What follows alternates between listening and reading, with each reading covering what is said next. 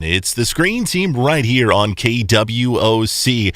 Excited for this second half hour of the show, being joined by my good friend Sue, who is with the Poplar Bluff Public Library. And Sue, first off, thanks for being on the show. Oh, thank you. Man, I always love having Sue on the show. She's always picked some very diverse, very interesting flicks, and we definitely have those for you this evening. But before we get to what the picks are, Sue, you guys are gearing up over at the library. It is Banned Book Week coming up this upcoming week, September 24th through October 1st, right? Correct. So what was that like? Are you guys... Well, one is we have a display, and Okay. It's a very colorful one.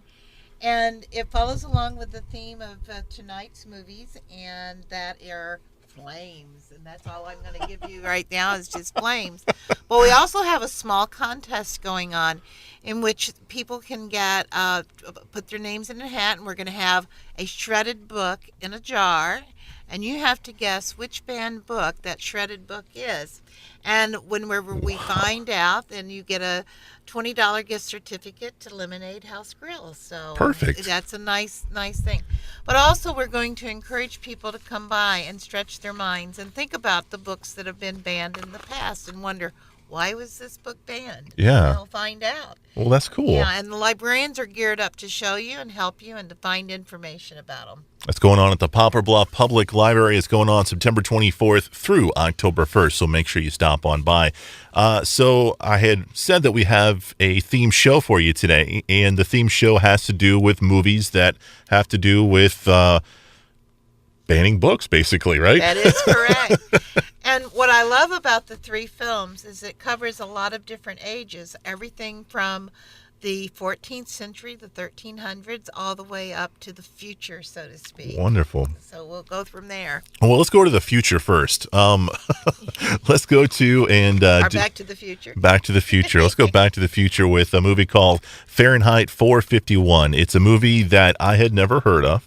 It's a movie that stars a beautiful, talented starlet. What's her name? Julie Christie. Julie Christie. And this is set in the future. What is going on in this film? Well, first of all, I need to say the film was made in 1966, but it's by Ray Bradbury's short novella. Mhm. Again, Fahrenheit 451. The setting is that Ray Bradbury wrote this about the time that McCarthyism, that's another one for you all to look up, Right. is going on in the 1950s, in which there are many times when people are being repressed. But as Ray Bradbury writes this, what he's trying to do is to say, what would happen if we didn't allow any books any longer? What if we burned all the books? That all that we did was get our media from TV or from other things. Gosh, I wonder what the parallels are here. That sounds kind of familiar, doesn't it? Yes, it does. So as a result of this, they've banned books because books might cause us to do something that's against what the state wants us to do. And they're going to see a common theme with that as well. You don't want any creative no creative thinkers at all. No, not at all. In fact, Ray Bradbury says you don't have to burn books to destroy a culture, just get people to stop reading them. And we're going to see that one of the characters changes as a result of, oh, maybe I should read a book. And he does change as a result of reading. And this character is our main character in the film, correct? That is correct. And I'm losing my names, but I'm not very good at it. But I can tell you that it's a British film, and that so if you want to hear British actors, and I do need to tell you that in 1966 it didn't get very good reviews, but since 1966 it's come to be recognized as an important film for us. I think his name is Oscar Werner. Yes, thank you so much. I appreciate that very much. Thank you, IMDb. And that's exactly who I use also. It's a great database.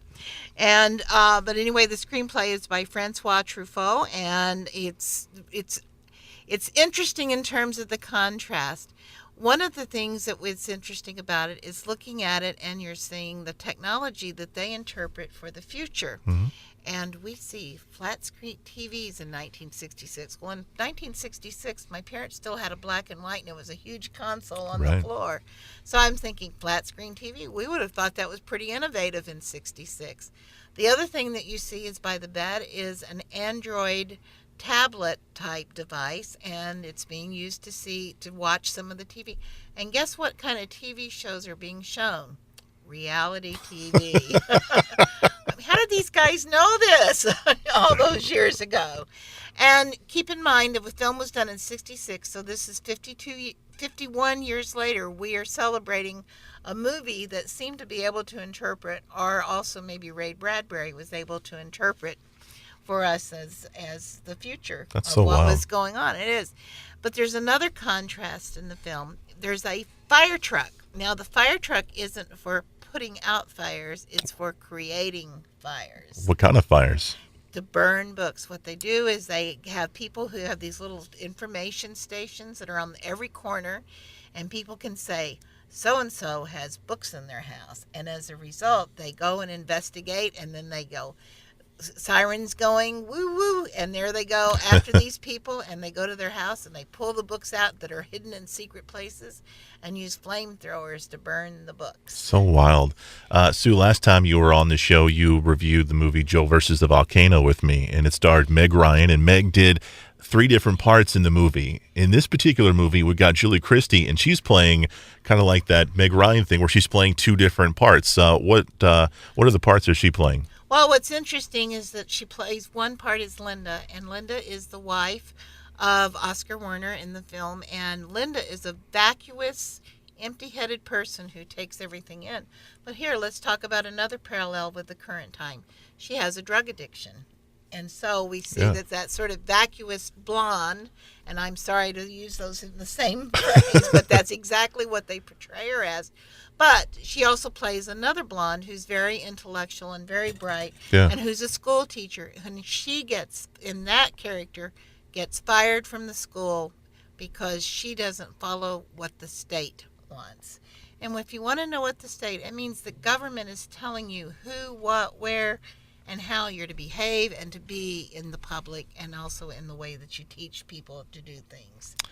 So I'm curious, is this a good film to watch? Is it an enjoyable film? I enjoyed it. I enjoyed it on several levels. I enjoyed it for the way that it progressed, and the timing, and so on. I don't know that I would agree with the gentleman who wrote the review in 1966, but maybe it's because I'm a librarian. I don't know, but I enjoyed it because it also brought forward an ending that was familiar to me as well. And I'm not going to do a spoiler here for you, but I think when you watch it, some of you will be able to know and see what happens then.